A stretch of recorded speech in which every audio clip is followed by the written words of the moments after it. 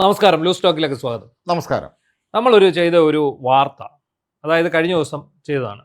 അടൂരിൽ 2 മോട്ടോർ വാഹന വകുപ്പ് ഉദ്യോഗസ്ഥരെ സസ്പെൻഡ് ചെയ്തു എന്നുള്ള വാർത്ത. അന്ന് തൊട്ട് നമ്മൾ മോട്ടോർ വാഹന വകുപ്പിൻ്റെ പക്ഷം ചേർന്ന് നിന്നുകൊണ്ട് വാർത്ത കൊടുത്തുകൊണ്ടിരുന്നതാണ്. അത് ഒരിക്കലും ന്യായമായ ഒരു സസ്പെൻഷൻ ആയിരുന്നില്ല എന്നുള്ളതായിരുന്നു. നമ്മുടെ പല മാധ്യമങ്ങളും അതിനെ വ്യാഖ്യാനിച്ചത് പോലും വേറെ രീതിയിലാണ്. അതെ, അവിടുത്തെ ഈ വെള്ളപ്പൊക്ക ദുരിതാശ്വാസം നടത്താനെത്തിയ വാഹനത്തിന് പിടികൂടി പിഴ അടിച്ചു എന്നാണ് എല്ലാവരും ഇപ്പോഴും കൊടുത്തോണ്ടിരിക്കുന്നത്. അങ്ങനെ തന്നെയാണ്. അതെ, എന്താണെങ്കിലും ഇന്നിപ്പോൾ ഒരു സന്തോഷ വാർത്ത വന്നിട്ടുള്ള ആ ഉദ്യോഗസ്ഥരുടെ സസ്പെൻഷൻ സർക്കാർ പിൻവലിച്ചു. സർക്കാരിന് അബദ്ധം പറ്റിയതാണ്. കാരണം ഒരിക്കലും ചെയ്യാൻ പാടില്ലാത്ത രീതിയിലാണ് 2 ഉദ്യോഗസ്ഥരെ സസ്പെൻഡ് ചെയ്തത്. എന്തിനു വേണ്ടിയാണ് സസ്പെൻഷൻ?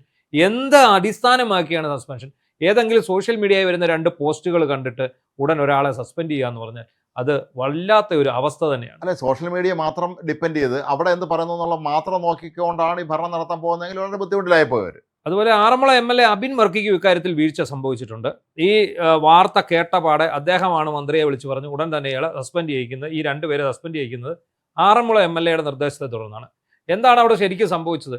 ആറന്മുളയിൽ വെള്ളപ്പൊക്ക ദുരിതാശ്വാസത്തിന് വന്ന ഒരു വാഹനം, ആ ദുരിതാശ്വാസ പ്രവർത്തനമൊക്കെ കഴിഞ്ഞു. അവർ പിന്നീട് സ്വകാര്യ ആവശ്യത്തിന് എവിടെയോ പോയിട്ട് വരുന്ന വഴിയിൽ MVD തടയുന്നു. MVD തടയുമ്പോൾ ഇതിൽ മുഴുവൻ എക്സ്ട്രാ ഫിറ്റിങ്സ് ആണ്. അതായത് മാരകമായ ലൈറ്റുകൾ. മാരകമെന്ന് തന്നെ അതിനെ വിശേഷിപ്പിക്കണം. രാത്രി കാലങ്ങളിൽ ഇത് അങ്ങോട്ട് ഇട്ട് കഴിഞ്ഞാൽ നമ്മുടെ കണ്ണെല്ലാം അടിച്ചു പോകുന്ന സൈസ്, വലിയ തോതിൽ അപകടത്തിന് സാധ്യത ഉണ്ടാക്കുന്ന ഒരു കാര്യമാണത് പലപ്പോഴും. അതിന് അതുപോലെ തന്നെ മലിനീകരണ സർട്ടിഫിക്കറ്റ് ഇല്ല, പൊല്യൂഷൻ സർട്ടിഫിക്കറ്റ് ഇല്ല, അതിന് 2000 രൂപ. അല്ലാതെ ലൈറ്റ് ഫിറ്റ് ചെയ്തതിന് അത് ശരിക്കും 50,000 രൂപയുടെ അടിക്കേണ്ടതാണ്. ശരിക്കും പറഞ്ഞാൽ ഹൈക്കോടതി നിർദ്ദേശം അനുസരിച്ചാണ് 50,000 രൂപ പിഴ അടയ്ക്കാനുള്ള വകുപ്പ് ആ വണ്ടിയിൽ തന്നെയുണ്ട്. എങ്കിൽ പോലും അവർ 5,000 രൂപയാണ് അതിന് പിഴ അടച്ച് 2,000 രൂപ പൊല്യൂഷനും കൊടുക്കുന്നു. ഒടുവിൽ പൊല്യൂഷൻ സർട്ടിഫിക്കറ്റ് എടുത്തുകൊണ്ട് വന്ന് കൊടുക്കുമ്പോൾ 250 രൂപയായിട്ട് അതിന്റെ ഇത് കുറയുന്നു. എന്നാൽ ഇതിന്റെ പേരിൽ 2 ഉദ്യോഗസ്ഥരെ ഉടനെ സസ്പെൻഡ് ചെയ്യണം. ഇവിടുന്ന് ഒരു MLA വിളിച്ചു പറയുന്നു, അപ്പം തന്നെ 2 പേരെ സസ്പെൻഡ് ചെയ്യുന്നു. എന്ത് ചോദ്യവുമില്ല, പറച്ചിലുമില്ല. ഇവിടെ സർവീസ് ടെർമിനേറ്റ് ചെയ്ത് വിടാനുള്ള എത്ര ഉദ്യോഗസ്ഥന്മാർ എപ്പോഴും തോന്നിയ ദിവസം നടത്തിക്കൊണ്ടിരിക്കുന്ന സംസ്ഥാനത്ത് ഇങ്ങനെ അവരുടെ ജോലി ശരി. ഇന്ന് ഈ വാഹനം ദുരിതാശ്വാസത്തിന് പോയെന്ന് തന്നെ ഇരിക്കട്ടെ, പക്ഷേ ഈ അടൂരിൽ വെച്ച് പിടിയിലാവുമ്പോൾ ദുരിതാശ്വാസം നടത്തിക്കൊണ്ടിരിക്കുകയായിരുന്നില്ല. ഇവർ കല്യാണത്തിന് എവിടെ പോയിട്ട് ആഘോഷപൂർവ്വം വരികയായിരുന്നു. അത് പറഞ്ഞപ്പോഴാണ് ഞാൻ വേറൊരു കഥ പറയും. ഇന്ന് നമ്മൾ എക്സ്ക്ലൂസീവായിട്ട് കൊടുത്തൊരു വാർത്തയാണ്. അതായത് നമ്മുടെ പുതുപ്പള്ളി MLA ചാണ്ടി ഉമ്മന്റെ ഔദ്യോഗിക വാഹനം എന്ന് പറയുന്നത് ചാണ്ടി ഉമ്മന്റെ പെങ്ങളുടെ പേരിലുള്ള അച്ചു ഉമ്മന്റെ പേരിലുള്ളതാണ്. അത് 2023 ജൂലൈ തൊട്ട് 2026 ജൂലൈ വരെ, അതായത് ഈ കഴിഞ്ഞ മാസം വരെ 57 തവണയാണ് ഈ വാഹനം നിയമലംഘനം നടത്തിയിരിക്കുന്നത്. ട്രാഫിക് നിയമലംഘനം 57 ചെല്ലാൻ കിടപ്പുണ്ട്. നമ്മുടെ ഇതിൽ കയറി നോക്കിയാൽ അറിയാം. അതിൽ 42,000 രൂപയാണ് പിഴ ഇനത്തിൽ തന്നെ ഇതിന് ഉണ്ടാക്കേണ്ടത്. ഒരു പൈസ അടച്ചിട്ടില്ല. 3 വർഷമായി ഒരു പൈസ അടച്ചിട്ടില്ല. അപ്പൊ ഇവര് പറയുന്ന ഈ വെള്ളപ്പൊക്ക ദുരിതാശ്വാസത്തിന് പോയ വണ്ടിയുടെ തിയറി അനുസരിച്ചാണെങ്കിൽ ഈ ചാണ്ടി ഉമ്മന്റെ 42,000 രൂപയും എഴുതി തള്ളണം. കാരണം അദ്ദേഹം ജനപ്രതിനിധിയാണ്.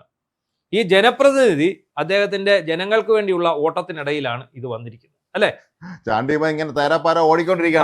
അതായത് അദ്ദേഹം വെള്ളത്തിൽ ചാടുന്നു, നീന്തുന്നു, സൈക്കിൾ ചവിട്ടുന്നു, പിന്നെ ഇതിനിടയ്ക്ക് എങ്ങനെയാണ് ഇത് കയറി പോകുന്നതെന്ന് അറിയില്ല. എന്താണെങ്കിലും ഈ പറയുന്ന 42,000 രൂപ എഴുതി തള്ളണം. കാരണം ജനത്തെ സേവിക്കാൻ പോയ വഴിക്കുള്ള ചെലവ് എന്ന് പറഞ്ഞ് എഴുതിത്തള്ളാം. അല്ല, നമ്മുടെ നാട്ടിലെ നിയമങ്ങൾ എല്ലാവർക്കും ഒരുപോലെ നടപ്പിലാക്കണം. All are equal before law എന്നാണ്. നിയമത്തിൽ എല്ലാവരും തുല്യരാണെന്നാണ്. കുറച്ച് പേർക്ക് മാത്രം നിയമമൊന്നും ബാധകമല്ല, ബാക്കിയുള്ളവർക്ക് എല്ലാ നിയമം അനുസരിച്ചോളണം എന്നുള്ള രീതി ശരിയല്ല. മാത്രമല്ല ഈ MVD ഉദ്യോഗസ്ഥന്മാർ പിന്നെ എന്ത് ചെയ്തു? അവർ നിസ്സാരണം പോലെ അവരിപ്പോ സമരം ചെയ്തു. അപ്പൊ ഞാൻ ഈ പറഞ്ഞു വന്നത് ചാണ്ടിയുമ്മന്റെ വണ്ടിയുടെ ഇത് ഞാൻ ചെല്ലാനെടുത്ത് വിശദമായിട്ട് നോക്കി.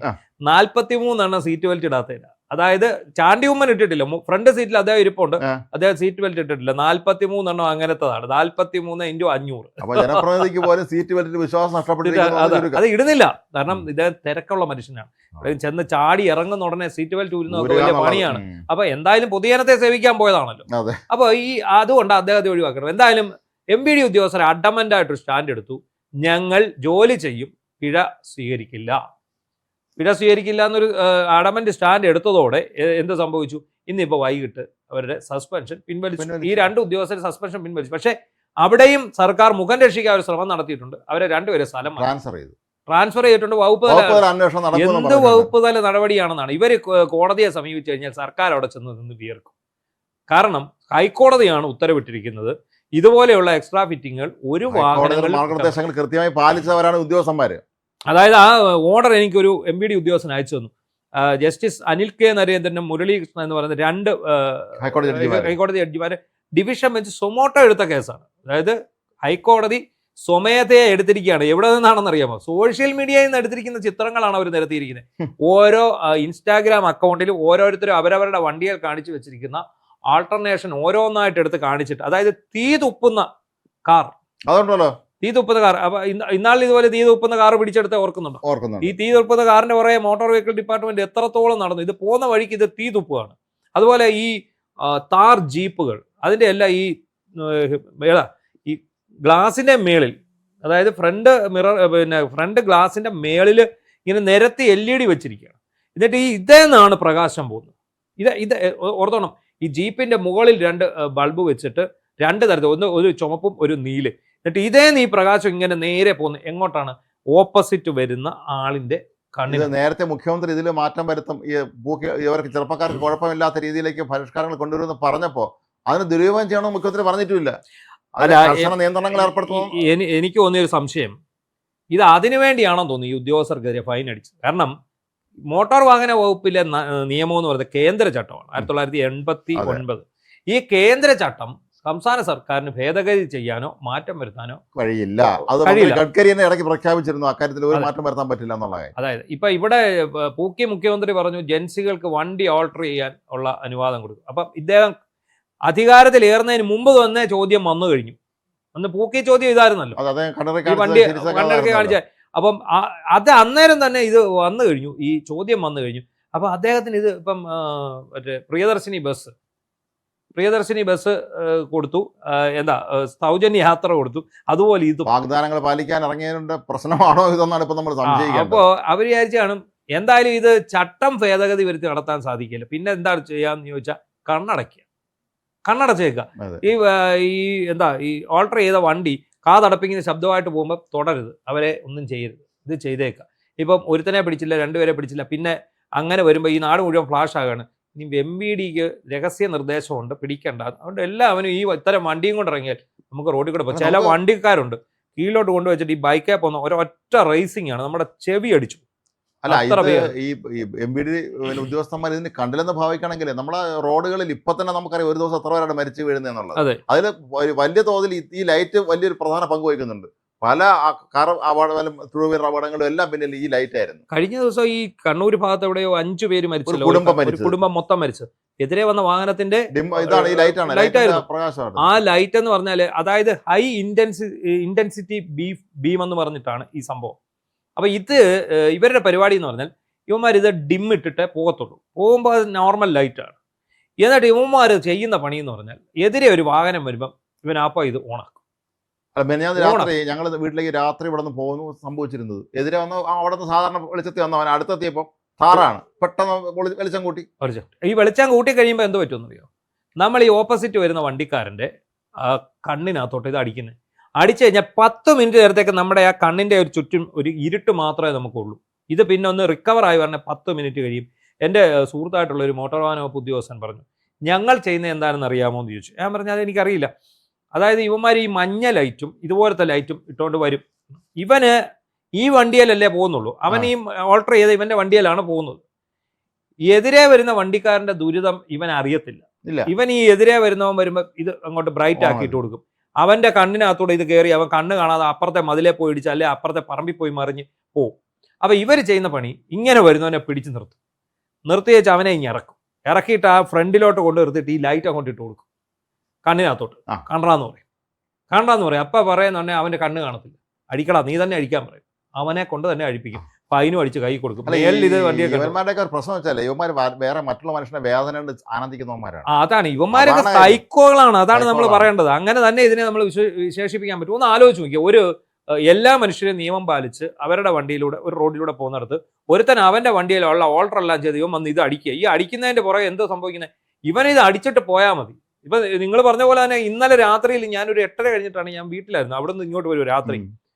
ഞാനൊരു 3 ഞാൻ ഈ വണ്ടി സ്റ്റോപ്പ് ചെയ്യേണ്ടി വന്നു. കാരണം ഈ എതിരെ വരുന്ന വണ്ടി അടിച്ചു കഴിഞ്ഞിട്ട് എനിക്ക് കണ്ണ് കാണത്തില്ല. ഞാൻ റോഡിന് നടുക്ക് വണ്ടി സ്റ്റോപ്പ് ചെയ്തു.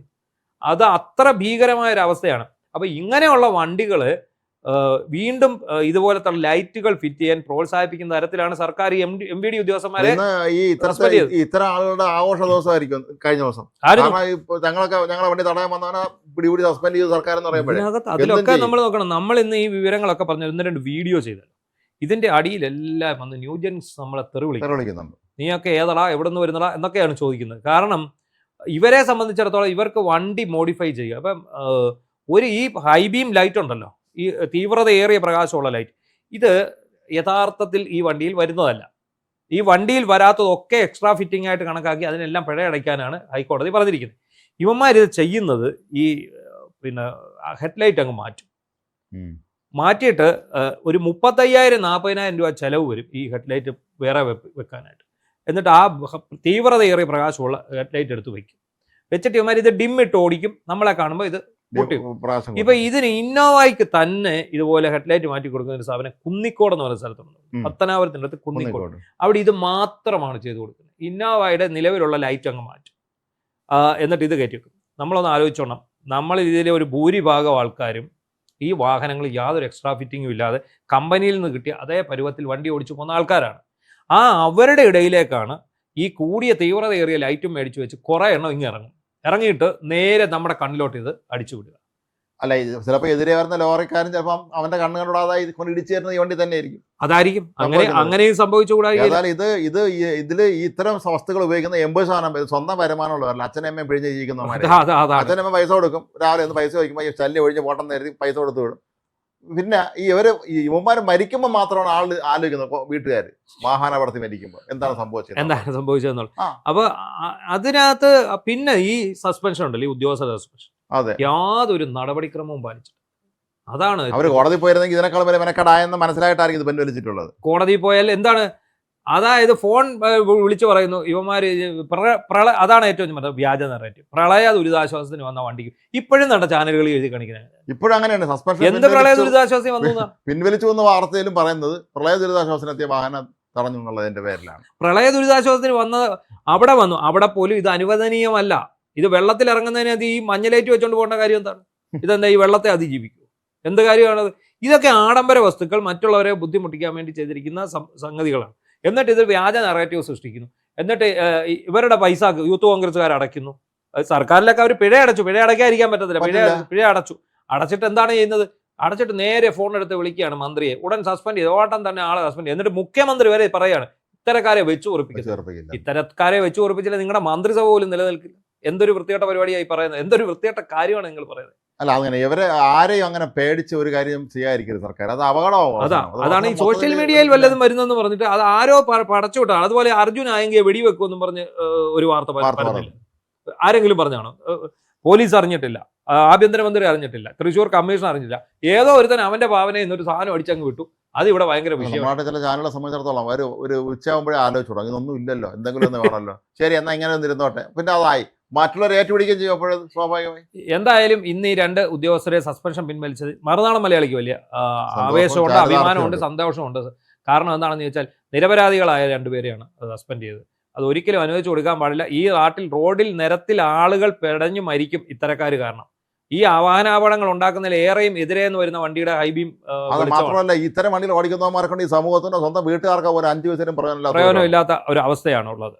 ഇന്ന് നമ്മുടെ പ്രധാനപ്പെട്ട വിഷയം മോഹൻദാസും ആയങ്കിയാണ്. അങ്ങനെ ഈ അർജുൻ ആയങ്കി അത് ഈ പറഞ്ഞ പോലെ മറ്റൊരു ഗുണ്ടയ്ക്ക് വീരനായക പരിവേഷം ചാർത്തി കൊടുത്ത ഒരു സംഭവമായി. ഗുണ്ട മഹാനാണ് എന്ന് വരുത്തി തീർക്കുന്ന രീതിയിലേക്കാണ് കാര്യങ്ങൾ നീങ്ങുന്നത്. അതായത് കുറെ പേര് വന്നിട്ട് പറയുന്നു എന്താണ് അദ്ദേഹം നന്നാകാൻ തീരുമാനിച്ച ആളാണ്. ആ പിഞ്ചു പൈതലിന് നന്നാകാനുള്ള അവസരം കൊടുക്കാതെ കേരള പോലീസ് അദ്ദേഹത്തെ വീണ്ടും റിസോർട്ടിൽ കൂട്ടുകാരത്ത് വെറുതെ മുറിയെടുത്തതാണ് വഴിക്ക്. അത് വേറൊരു കാര്യമുണ്ട്. ഇത് പറയുന്ന ആരാണെന്നറിയോ? CPM-കാരാ. പക്ഷേ ഈ ആശാന്മാർക്ക് അറിയാത്ത ഒരു കാര്യമുണ്ട്. യവനെ പൊക്കിയത് പിണറായിയുടെ പോലീസ് അന്നത്തെ സമയത്ത്. പിണറായി ഭരണത്തിരിക്കുന്ന സമയത്താണ്, പിണറായി വിജയൻ ഭരണത്തിരിക്കുന്ന സമയത്താണ് ഇവനെ പൊക്കുന്നത്. ഇവനെയും കൂട്ടുകാരെയും പൊക്കുമ്പോൾ എന്താണ്, ഈ കൂട്ടത്തിലുണ്ടാകുന്നവർക്ക് എല്ലാം നല്ലപോലെ 10-12 കേസ് വീതമുള്ളവന്മാർ. ഇവരെല്ലാം കൂടി റിസോർട്ടിൽ മുറിയെടുത്ത് അടിച്ചു പൊളിച്ച് ആഘോഷിച്ച് അവിടെ ബഹളം വെച്ച് കൂട്ടി കഴിയുമ്പോൾ ആ നാട്ടിലെ പോലീസ് സംവിധാനം ശ്രദ്ധിക്കും ഇത് ആരാണെന്നുള്ളത്. അത് ശ്രദ്ധിച്ചതിന്റെ ഭാഗമായിട്ടാണ് ഇത് ക്രിമിനൽ കേസ് പ്രതികളാണ് 10-12 വന്ന് കിടന്ന് അടിച്ചു പൊളിക്കുന്നത് എന്നുള്ളത് ആ പോലീസ് സംവിധാനത്തിന് മനസ്സിലായി. കരുതൽ തടങ്കലിലാണ് അവരെ ആക്കിയത്. അത്രേ ഉള്ളൂ. ഈ ഇവരൊക്കെ പേരിൽ കാപ്പ ചോദണം. അതാണ് ഇതൊരു സാമൂഹിക യുവത്തിലാണ് ഇവരെല്ലാവരും. മാത്രം ഇയാൾ അത്ര മഹാനാണോ ഈ സ്വർണം പൊട്ടിക്കൽ? വേറെ സകല പരിപാടി നടത്തുന്നവരല്ലേ. ഗുണ്ടായിസം, സ്വർണം പൊട്ടിക്കല്, കൊലപാതകം എല്ലാം എല്ലാവിധ നടത്തുന്നവരല്ലേ. പരിപാടികളും ഉണ്ട്. എന്നിട്ട് തന്നെ ഇപ്പൊ ഈ ആശാനൊക്കെ സിനിമയിൽ കാണുന്ന പോലെ, അത് ശ്രദ്ധിച്ചോ, ഉണ്ട്, ചില ഉണ്ട്, വീഡിയോസിൽ ഉണ്ട്, ഇങ്ങോട്ട് വന്നിട്ട് ഒരു കെട്ടിടത്തിന് മുന്നിൽ കൂടെ പുള്ളി അങ്ങോട്ട് നടക്കുന്നു ഇങ്ങോട്ട് നടക്കുന്നു. പുള്ളിയാണ് ലീഡർ. സ്ലോ മോഷൻ കണക്കാക്കി നടക്കുന്നു. പോലീസ് സ്റ്റേഷനിൽ നിന്ന് പത്രം വായിക്കുന്നു. മനസ്സിലാവില്ല, പോലീസ് സ്റ്റേഷനിൽ പത്രം വായിക്കാൻ അവിടെ ഇരുന്നത്, പത്രം വായിച്ച് ആസ്വദിക്കുന്നു. എന്നിട്ട് പോലീസ് പിടിച്ചോണ്ട് പോയ പോലീസുകാരോട് ചോദിക്കുന്നതാണ്, പിടിച്ച ഉടനെ തന്നെ കടലിൽ പോയവരെ കിട്ടിയോന്ന്. കടലിൽ പോയവരെ കിട്ടിയില്ല, ഇയാളെ കടലിലോട്ട് ഇറക്കി വിട്ട് കൊടുത്താൽ മതി. സ്വർണം പൊട്ടിക്കാൻ നടന്ന ഒരു 5-6 പേരെ ഒറ്റയടിക്ക് ഒരു വാഹനാപകടത്തിൽ മരിച്ചതിന്റെ ഉത്തരവാദികളായിരുന്ന കക്ഷികളാണ്. അതൊക്കെയാണ്, അങ്ങനെയുള്ള ആശാന്മാരാണ്. സാമൂഹ്യ പ്രതിബദ്ധത ആവാരമാണ്. എന്നിട്ട് അതിന്റെ ഫേസ്ബുക്ക് പോസ്റ്റ് എന്താണ്, വിഷമം വഴിഞ്ഞൊഴുകുകയാണ്. ഞങ്ങൾ എന്താ പിന്നെ നന്നാകാൻ തീരുമാനിച്ചിരുന്ന ആൾക്കാരാണ് ഞങ്ങൾ, 2023 മുതൽ നന്നായതാണ്. അപ്പോഴാണ് ഇവർ വീണ്ടും നമ്മളെ അങ്ങനെ ചെയ്യുന്നു ഇങ്ങനെ ചെയ്യുന്നു എന്നൊക്കെ പറഞ്ഞ് എന്തൊരു ബഹളമായിരുന്നു. അല്ല, ഇവരെല്ലാവരും ഈ പഴയ സഹാക്കളാണല്ലോ. ഇവരെ ആശാന്മാരായിട്ടുള്ള ആളുകളെ നമുക്ക് നന്നായിട്ട് അറിയാം. ഈ കേരളത്തെ കഴിഞ്ഞ 10 വർഷം കൊണ്ട് അധോലോകമാക്കി, അല്ലെങ്കിൽ അധോലോക ഭരണത്തിന്റെ കീഴിലാക്കി മാറ്റി വിദ്വാന്മാരാണ് ഇവരുടെ ഗുരുക്കന്മാര്. യഥാ ഗുരു തഥാ ശിഷ്യ എന്നാണ് ചൊല്ല്. ഗുരുക്കന്മാർ എങ്ങനെയാണോ ശിഷ്യന്മാരും അങ്ങനെ തന്നെ ആയിരിക്കും എന്നാണ്. അപ്പോൾ എന്താണെങ്കിലും ഈ ആശാന്മാർ വന്നു, വെല്ലുവിളിച്ചു. കേരള പോലീസ് ഓടിച്ചിട്ട് പിടിച്ചു. പിണറായി വിജയനോ MR അജിത്കുമാറോ പി ശശിയോ ഒന്നും അല്ല ഇപ്പൊ കേരളം ഭരിച്ചുകൊണ്ടിരിക്കുന്നത് എന്നുള്ള കാര്യം മനസ്സിലായി. കൃത്യമായിട്ട് ADGP പി വിജയന്റെ നേതൃത്വത്തിൽ കൃത്യമായി 38 ഉദ്യോഗസ്ഥരാണ് ഒരേ സമയം, ഉന്നത ഉദ്യോഗസ്ഥർ 38 പേര് ചേർന്നിട്ടാണ് ഈ മാസ്റ്റർ പ്ലാൻ തയ്യാറാക്കി. ഉടനെ തന്നെ ഇയാളെ കണ്ടെത്തുന്നു. എവിടെ വരെ പോകാനെ കൊണ്ടാണ്. പിന്നെ ഈ വീരവാദം മുഴക്കി ആയെങ്കിൽ ഇറങ്ങി ഓടി. പോലീസ് ഫ്ലാറ്റ് വളഞ്ഞപ്പോ ഇറങ്ങി ഓടുകയാണ്. ചുണയുണ്ടെങ്കിൽ പിടിക്കട എന്ന് പറഞ്ഞ ഈ ആയെങ്കിൽ ഇറങ്ങി ഓടി. അതാണ് സംഭവിച്ചത്. അല്ല, ഈ ആശാന്മാരെല്ലാം ഈ ധൈര്യം എന്ന് പറഞ്ഞാൽ ഇവരുടെ സംഘബലമാണ്. ഇവരുടെ ഏറ്റവും വലിയ നേതാവ് നമ്മുടെ മിസ്റ്റർ തേക്കണ്ടി പിണറായി, അതാണല്ലോ അവസ്ഥ. അദ്ദേഹത്തിന് ഊരി പിടിച്ച വാള് കടാര കണ്ടവടാലിയൊക്കെ വേണമെന്ന് പറയും. പക്ഷെ അദ്ദേഹം നടുക്ക് നിൽക്കുകയുള്ളൂ, ആള് വേണം ചുറ്റിനും. അരച്ചു പോയാൽ ഇറങ്ങി ഓടും, അത്രേ ഉള്ളൂ. അതുപോലെ തന്നെയാണ് ശിഷ്യന്റെയും കാര്യം. ആയെങ്കിലും അവസ്ഥ ഇത് തന്നെയാണ്. 10 പേര് കൂടെ വേണം. ഒറ്റയ്ക്കായപ്പം പെട്ടു. പിന്നെ അതിനിടയ്ക്ക് ഓട്ടോറിക്ഷക്കാരൻ ആരോ 1 ലക്ഷം രൂപ വാഗ്ദാനം ചെയ്തു. അപ്പോൾ ആരാണത്? അടുത്ത സൈബർ അറ്റാക്ക് ചെന്നിത്തലയ്ക്ക് വന്നിരിക്കുകയാണ്. നിങ്ങൾ ആരുടെ കയ്യിൽ നിന്നാണ് അയാൾക്ക് കാശ് വാങ്ങിച്ചു കൊടുക്കുന്നത്? അപ്പൊ നിങ്ങൾ ഒരുത്തന്റെ കാശ് വാങ്ങി വേറൊരുത്തനെ പിടിച്ചു കൊടുക്കുകയാണോ എന്നൊക്കെ പറഞ്ഞിട്ടാണ് ഇവിടുത്തെ 2 വർഷം. ഇതിപ്പം ഓട്ടോറിക്ഷക്കാരൻ അത്രയും പറഞ്ഞു കൊടുത്തു. പക്ഷെ അയാളുടെ ജീവൻ ഭീഷണിയിലാണ്. ഈ ഓട്ടോറിക്ഷക്കാരനെ ഇവന്മാർ ഐഡന്റിഫൈ ചെയ്ത് അയാളെ ഇവന്മാർ തീർക്കും. അങ്ങനത്തെ ഒരു രീതിയിലേക്കാണ് ഇത്. ഓട്ടോറിക്ഷ ഡ്രൈവർ ആരാണെന്നുള്ള കാര്യം ദയവ് ചെയ്ത് നമ്മളെ നാട്ടിലെ ചാനലുകൾ അന്വേഷിച്ച് കണ്ടുപിടിച്ച് അവന്റെ വീട്ടിൽ ചെന്ന് അവന്റെ സ്റ്റോറി എടുത്ത് കൊടുക്കരുത്. അതെ, കാരണം ഇത് ആയെങ്കിൽ ആത്താണെങ്കിൽ ആയെങ്കിൽ ശിഷ്യന്മാരെല്ലാം പുറത്ത് തന്നെ അവിടെ തന്നെ ഉണ്ട്. മാത്രമല്ല, ഇതിനകത്ത് ഈ ആയങ്കിയുടെ വെല്ലുവിളി ഏറ്റെടുത്തുകൊണ്ട് രമേശ് ചെന്നിത്തല വളരെ മിതത്വം ആർന്ന രീതിയിലാണ് പ്രതികരിച്ചത്. അല്ല, രമേശ് ചെന്നിത്തലയെ സംബന്ധിച്ചിടത്തോളം അദ്ദേഹം വളരെ മുതിർന്ന രാഷ്ട്രീയ നേതാവാണ്. അദ്ദേഹം പക്വതയോട് തന്നെയാണ് പ്രതികരിച്ചത്. എന്താണെങ്കിലും ആയങ്കി അകത്തു പോയി. ചെന്നിത്തലയുടെ കരിയർ ഗ്രാഫ് ഭയങ്കരമായിട്ട് പോയി.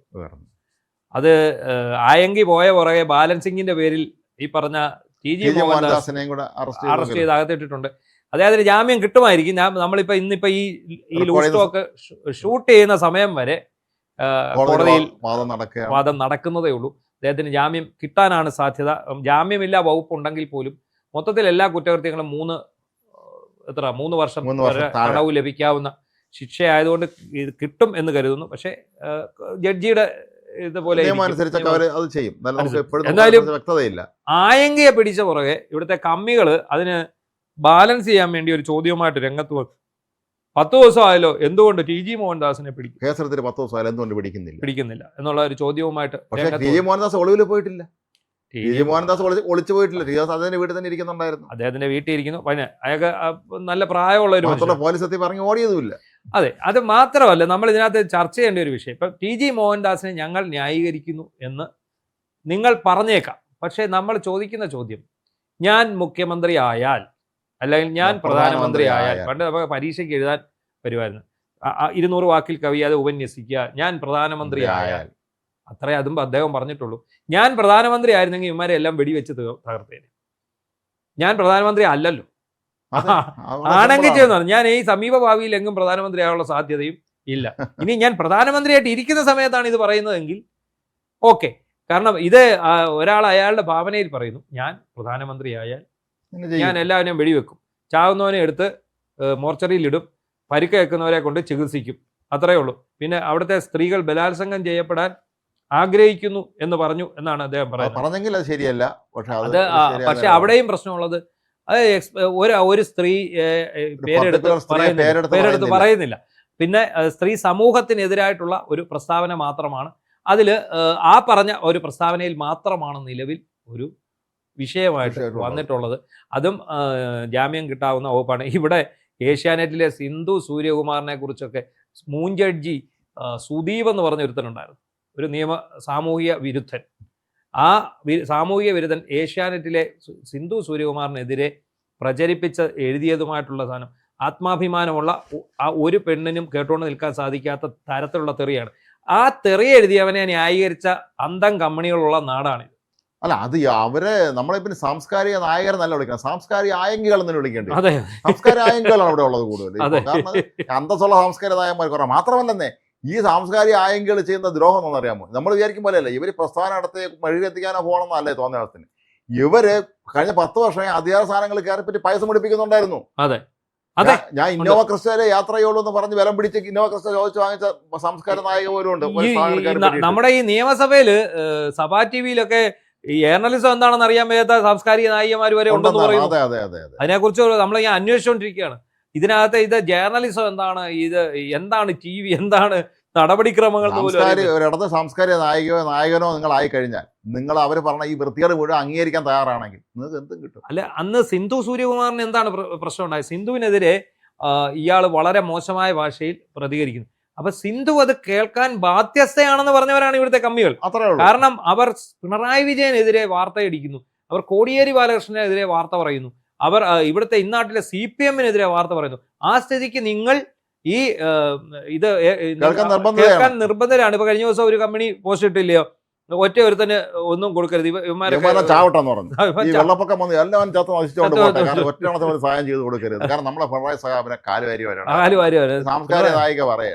അത്തരം അവസ്ഥകളാണ് ഇവിടെ ഉള്ളത്. അപ്പൊ അങ്ങനെയുള്ള ആൾക്കാരാണ് ഈ TG മോഹൻദാസിനെ എന്തുകൊണ്ട് അറസ്റ്റ് ചെയ്യുന്നില്ല എന്ന് പറഞ്ഞ് വന്നിരിക്കുന്നത്. ശരി, TG മോഹൻദാസിനെ അറസ്റ്റ് ചെയ്തു, നിങ്ങളുടെ ഇഷ്ടപ്രകാരം.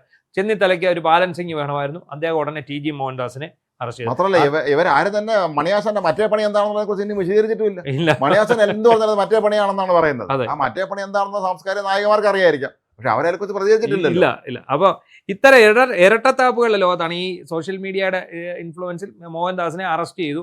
ഓക്കെ, അദ്ദേഹത്തിന് ജാമ്യം കിട്ടുമോ ഇല്ലയോ എന്നുള്ളത് രണ്ടാമത്തെ വിഷയം. എന്താണെങ്കിലും ശരി, നമ്മുടെ ഈ സോഷ്യൽ മീഡിയകളിലൂടെ അതിൻ്റെ ഒരു സ്വാധീന വലയത്തിൽ പെട്ട് മുന്നോട്ട് പോകുന്ന രീതിയിലേക്ക് സർക്കാർ മാറുന്നുണ്ട് എന്നുള്ളതിന് വളരെയധികം ഉദാഹരണങ്ങൾ പല സംഭവങ്ങളുണ്ട്. അതിലൊന്നാണ് TG മോഹൻദാസ്. TG മോഹൻദാസിനെ അറസ്റ്റ് ചെയ്യാൻ പോലീസ് മടിച്ചത് എന്തുകൊണ്ടാണെന്ന് ചോദിച്ചാൽ ആ കേസ് കോടതിയിൽ നിലനിൽക്കില്ല എന്നുള്ളത് കൊണ്ടാണ്. പക്ഷേ ഈ സോഷ്യൽ മീഡിയ ആവശ്യപ്പെടുകയാണ്. ഇത് ഒരുമാതിരി പിണറായി വിജയന്റെ കാലത്തെ പോലെ രമേശ് ചെന്നിത്തലയുടെയും VD സതീശന്റെയും ഭരണം പോകരുത് എന്ന് ഇവിടുത്തെ ജനങ്ങൾ ആഗ്രഹിക്കുന്നുണ്ട്. ഇത് നമുക്കറിയാം. പിണറായി വിജയന്റെ കാലത്ത് എന്താണ്, ഒരു വാർത്ത കൊടുക്കുന്നു, നമ്മളൊരു വാർത്ത കൊടുക്കുന്നു, ഉടനെ അവർ കലാപാഹ്വാനം, സ്ത്രീത്വത്തെ അപമാനിച്ചു, ഈ 2 വകുപ്പിട്ട് പോലീസിനെ കൊണ്ട് അറസ്റ്റ് ചെയ്ത് ജയിലിലിടാനാണ് ഇവർ ശ്രമിക്കുന്നത്. അങ്ങനെ ഒരു വകുപ്പ് നിലനിൽക്കാത്ത കേസുകളിലാണ് ഈ ചെയ്തുകൊണ്ടിരുന്നത് എന്നുള്ളത്. അല്ല, അത് ചെയ്തുകൊണ്ടിരുന്ന ഒരാളാണല്ലോ ഇപ്പൊ വീട്ടിൽ ചൊറിയും കുത്തിയിരിക്കുന്നത്, MR അജിത്. അപ്പോൾ എന്താണെങ്കിലും TG മോഹൻദാസിന്റെ അദ്ദേഹത്തെ അറസ്റ്റ് ചെയ്തിട്ട് അദ്ദേഹത്തോട് കാണിച്ചത് മനുഷ്യാവകാശ ലംഘനങ്ങളുണ്ട്. കാരണം ഇന്നലെ രാത്രിയിൽ എങ്ങാണ്ട് അറസ്റ്റ് ചെയ്ത ഈ നിമിഷം ഇപ്പോഴെങ്ങാണ്ടാവുണ്ട് കോടതി ഹാജരാക്കി. അതെ, രാത്രി 2 മണിക്ക് മറ്റോ തിരുവനന്തപുരത്ത് എത്തിച്ച ഇത് കുറച്ച് നേരത്തെ പോയി അറസ്റ്റ് ചെയ്യാമായിരുന്നു. അദ്ദേഹം ഓടിയിട്ടൊന്നുമില്ല. ഒരു മനുഷ്യന്റെ അടുത്ത് കാണിക്കുന്ന അദ്ദേഹം പറഞ്ഞ എല്ലാ കാര്യങ്ങളും നമ്മൾ ന്യായീകരിക്കുന്നൊന്നുമില്ല. പക്ഷെ ഒരു പ്രായമുള്ള മനുഷ്യനോട് കുറച്ചും കൂടെ ദയ കാണിക്കാമായിരുന്നു സർക്കാരിനെന്നാണ് പറയുന്നത്. നമ്മുടെ പോലീസിനെ സംബന്ധിച്ചിടത്തോളം അവര് പിണറായി പോലീസിൽ നിന്ന് പൂർണ്ണമായും മുക്തമായിട്ടില്ല എന്ന് നമ്മൾ ബോധ്യപ്പെടുത്തുന്നതാണ് ഈ ഒരു നടപടി എന്ന് തന്നെ നമ്മൾ പറയേണ്ടി വരും. അത് മാത്രമല്ല, ഇപ്പൊ സർക്കാർ ഈ കാണിച്ചു കൂട്ടുന്ന ഈ സസ്പെൻഷനുകൾ നമ്മൾ പറഞ്ഞില്ലേ, ഈ സർക്കാർ അധികാരത്തിൽ വന്ന ശേഷം എത്ര പേരെ സസ്പെൻഡ് ചെയ്തിട്ടുണ്ട്? അതിനകത്ത് ന്യായമായിട്ട് സസ്പെൻഡ് ചെയ്തെന്ന് പറഞ്ഞാൽ, ഒന്ന് രക്ഷാപ്രവർത്തനം നടത്തിയ 4-5 പോലീസുകാർ, അതിന്റെ തലവനായിരുന്ന അജിത് കുമാർ, ഇവരെയൊക്കെ സസ്പെൻഡ് ചെയ്യേണ്ടതായിരുന്നു, സസ്പെൻഡ് ചെയ്യപ്പെടേണ്ടവരാണവർ. ഇനി അതുപോലെ സസ്പെൻഡ് ചെയ്യപ്പെടേണ്ടവരുണ്ട്. മന്ത്രിയുടെ പെടലി ഉളുക്കിന്റെ പേരിൽ കള്ളക്കേസ് എടുത്ത പോലീസുകാർ, അവരെ ന്യായമായിട്ട് സസ്പെൻഡ് ചെയ്യേണ്ടതാണ്. അല്ലാതെ എന്താണ് ഇവിടെ ഒരു ചിത്ര അരുണിമ അല്ലെ, സുഗതന്റെ കേസ്, ആ സുഗതന്റെ കേസിൽ അവര്, ഞാൻ ചോദിക്കട്ടെ, ഒരു കോർപ്പറേഷൻ ഭരണസമിതി ഒരു ആവശ്യം മുന്നോട്ട് വയ്ക്കുന്നു, സുഗതനെ ഇതിനു വേണ്ടി വിടണം. അപ്പൊ ആ വിടണം എന്ന് പറഞ്ഞു കഴിഞ്ഞാൽ എന്തിനു വേണ്ടി? അങ്ങേരുടെ ഈ കൗൺസിൽ അംഗത്വം അദ്ദേഹത്തെ കൗൺസിൽ ഒരു കത്ത് കൊടുക്കുന്നു. അപ്പോൾ അദ്ദേഹത്തിന് അങ്ങനെ കത്ത് അങ്ങനെ വിടാൻ സാധിക്കത്തില്ല. അപ്പോൾ ആ സ്ഥിതിക്ക് പിന്നെ ചെയ്യാവുന്ന അദ്ദേഹത്തിന് അവധി കൊടുക്കാൻ, അത് ഈ നാട്ടിലെ ഒരു വകുപ്പിന്റെ സംബന്ധിച്ച ഒരു തീരുമാനമാണ്. അത് ആ വകുപ്പിലുള്ളവരല്ലാതെ പുറത്തുള്ളവരെ ആരെങ്കിലും പറഞ്ഞു കൊടുക്കാൻ പറ്റുമോ? ഇല്ല. അല്ല, അതാണ് അതിന്റെ കാര്യം. ആഭ്യന്തര വകുപ്പ് അതേ റിപ്പോർട്ട് തന്നെയാണ് അംഗീകരിച്ചത്. അതെ, അംഗീകരിച്ചത്. സോഷ്യൽ മീഡിയയിൽ എന്നിട്ട് ഇത് വി രാജേഷ് ഇത് എടുത്തൊന്ന് പ്രദർശിപ്പിച്ചു. ഇതാ നിങ്ങളുടെ UDF സർക്കാരാണ് ഇത് തന്നിരിക്കുന്നത്, ഈ നിർദ്ദേശം തന്നിരിക്കുന്നത്. അത് തന്നേ പറ്റൂ. അത് BJP ഭരിക്കുന്നിടത്ത് മാത്രം അതിനെന്താ ഇത്ര ആയിത്തം? മറ്റുള്ളിടത്ത് ഇത് കൊടുക്കാം. അല്ല, അതങ്ങനെയാണ്. എല്ലായിടത്തും BJP ഭരിക്കുന്നിടത്ത് മാത്രം CPM ഭരിക്കുന്നവരുടെ നീ ഇത് കൊടുത്തിരുന്നെങ്കിൽ കോൺഗ്രസ്സുകാർ ഇങ്ങനെ ബഹളം വെക്കുമായിരുന്നു. വെക്കത്തില്ല. BJPക്ക് എന്താ ഇവിടെ ആയിത്തമുള്ളത്? അതേ ഉടനെ അതിന്റെ പേരിൽ ഒരു മികച്ച ഒരു ഉദ്യോഗസ്ഥയെ പിടിച്ച് സസ്പെൻഡ് ചെയ്തിരിക്കും. എന്ത് കാര്യം? ഒരു നിയമോപദേശം കൊടുത്തതിന്റെ പേര് സസ്പെൻഡ് ചെയ്യുക. ഈ നിയമോപദേശം ഈ തിരുവനന്തപുരം ആസ്ഥാനം ഭരിക്കുന്ന പാർട്ടി ചോദിച്ച ഒരു കാര്യമാണ്. അതിനൊരു നിയമോപദേശം കൊടുത്തതിന്റെ പേരിൽ അവരെ അല്ല, ഇന്ത്യ ഭരിക്കുന്ന പാർട്ടിയാണ്. സർക്കാർ വന്നതിന് ശേഷം കുറെ പേരെ സസ്പെൻഡ് ചെയ്തിട്ടുണ്ട്. പക്ഷേ ഈ സർവീസ് ടെർമിനേറ്റ് ചെയ്ത് വിടേണ്ട കുറെ ഇപ്പോഴും കസേരയ്ക്ക് അറിയാം. ഈ എത്രയും വേഗം നിങ്ങൾ ടെർമിനേറ്റ് ചെയ്ത് കേസ് എടുത്ത് ഈ MRI ഉൾപ്പെടെയുള്ള ആളുകൾ ജയിലിൽ കിടക്കേണ്ടവരാണ്. അതല്ലാതെ കസേരയിൽ തൊപ്പി വെച്ചോണ്ടിരിക്കേണ്ട. അല്ലെ, ഇപ്പം നമ്മൾ നേരത്തെ പറഞ്ഞ പോലെ അടൂരെ അവരെ സസ്പെൻഡ് ചെയ്ത് തിരിച്ചെടുത്തു. അത് വളരെ നല്ല കാര്യം. അതുപോലെ VD സവർക്കറിനെ കുറിച്ച് ഒരു ചോദ്യം ഇട്ടതിന്റെ പേരിൽ ഒരു അധ്യാപകനെ എന്ത് കാര്യത്തിനാണെന്ന് ഇപ്പോഴും മനസ്സിലാവുന്നില്ല. കാരണം VD സവർക്കറെ കുറിച്ച് ചോദ്യം ഇട്ടു. ആ ചോദ്യം എന്താണ്? സ്വാതന്ത്ര്യ സമരകാലത്ത് ബ്രിട്ടീഷുകാരുമായിട്ട് ഏറ്റുമുട്ടി ഏറ്റവും അധികം കാലം ജയിൽ ശിക്ഷ അനുഭവിച്ച സ്വാതന്ത്ര്യ സമര സേനാനി ആര് എന്നുള്ളതാണ് ചോദ്യം. അതിന്റെ ഉത്തരം VD സവർക്കർ എന്നാണ്. അല്ലെ, VD സവർക്കർ എന്നാണ്. ശരി ഉത്തരം അതാണ്. ഈ ചോദ്യത്തിനകത്ത് എന്ത് തെറ്റാവുള്ളത്? ആ ഉത്തരത്തിനകത്ത് എന്ത്? ഇനി ഉത്തരം നിങ്ങൾ പറയാം മഹാത്മാഗാന്ധിയാണെന്ന് പറഞ്ഞാൽ മഹാത്മാഗാന്ധി എഴുതി വെച്ചോ. അല്ല, മാത്രമേ സവർക്കർ എന്ന് പറഞ്ഞ ആള് തീവ്രവാദിയൊന്നുമല്ല, പങ്കെടുത്ത ആള് തന്നെയാണ്. അപ്പോ അങ്ങനെ VD സവർക്കറെ ഇതിന്റെ പേരിൽ ഒരു ഗുരുപ്രസാദ് എന്ന് പറഞ്ഞൊരു അധ്യാപകനെ സസ്പെൻഡ് ചെയ്തിരിക്കുന്നു.